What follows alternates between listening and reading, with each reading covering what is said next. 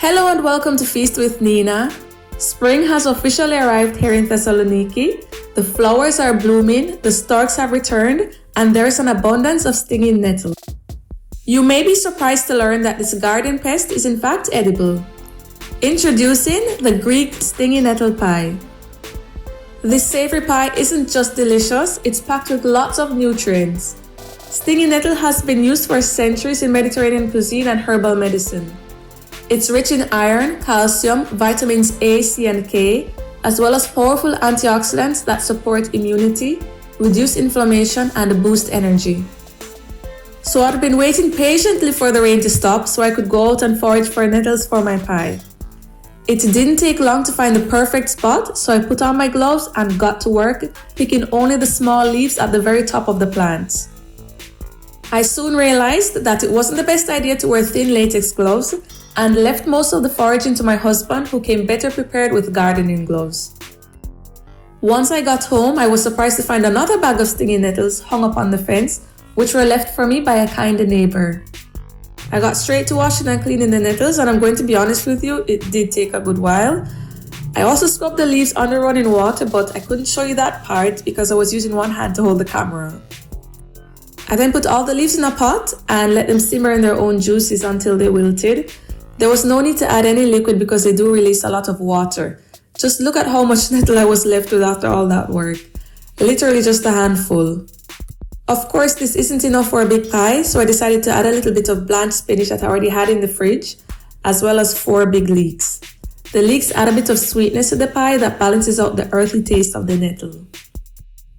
To make the filling for the pie, I started out by sauteing 2 small onions in some olive oil. Then I added the leeks and spring onions and cooked those down until they were soft. I added the blanched nettles and spinach and all my herbs and let it cook down until there were no more juices. It's really important to get rid of all the juices so you don't end up with a soggy crust. I love using lots of fresh herbs, so I added a bunch of dill, lots of spearmint, and some parsley. I also seasoned the filling with salt and pepper and added 2 tablespoons of semolina after it had cooled to absorb any excess moisture. Now I'm making a vegan pie, but if you want, just go ahead and add some crumbled feta, it will be delicious. I only got around to making the crust the next day. For the crust, I added 350 milliliters of warm water to a measuring cup, followed by a heaping tablespoon of salt, 2 tablespoons of sunflower oil, you can also use corn oil, and a tablespoon of vinegar. I poured the liquid into the bowl of my standing mixer, which already contained 600 grams of strong flour. My mother-in-law recommended that I add a teaspoon of dry yeast to the flour for an airier texture, so I'm going to try that the next time. I kneaded that with the hook attachment for 8 minutes, then I kneaded by hand for about the same time.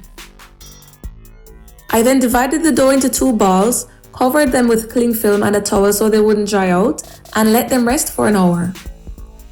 After waiting for an hour, I rolled out one of the balls of dough to form a large thin rectangle. I brushed it with the margarine. I normally only use butter, but this is a vegan pie. And then I folded over the 2 long sides. I then brushed the dough with more margarine, folded the 2 other sides, and I just made sure to cover all the flaps with margarine. I prepared the other ball of dough the same way, wrapped each separately in cling film, and popped them in the fridge. I let them sit in the fridge for 2 hours, then when it was time to assemble the pie, I rolled out one of them into a thin circle and placed it in a large baking tin that I had prepared by brushing margarine all over it. I poured the filling over the dough, then covered it with a remaining dough that I also rolled out. I crimped the edges of the pie, then once again brushed the top with a lot of margarine. I also sprinkled a little water over the pie before baking in a preheated oven at 170 degrees Celsius for a little over an hour. Now my pie was delicious, the filling was perfect, and even though the crust was flaky, there's still room for improvement. I'd give it an honest 7 out of 10, but since I want to achieve perfection, there are some changes that I'm going to implement next time. Number 1. Use shortening instead of margarine. Shortening contains a higher percentage of fat, and fat equals flaky. Number 2. Add a teaspoon of dry yeast to the flour. This will result in a lighter and airier crust with more visible layers. Number 3. Bake the pie in a thin aluminum tray as advised by my mother-in-law.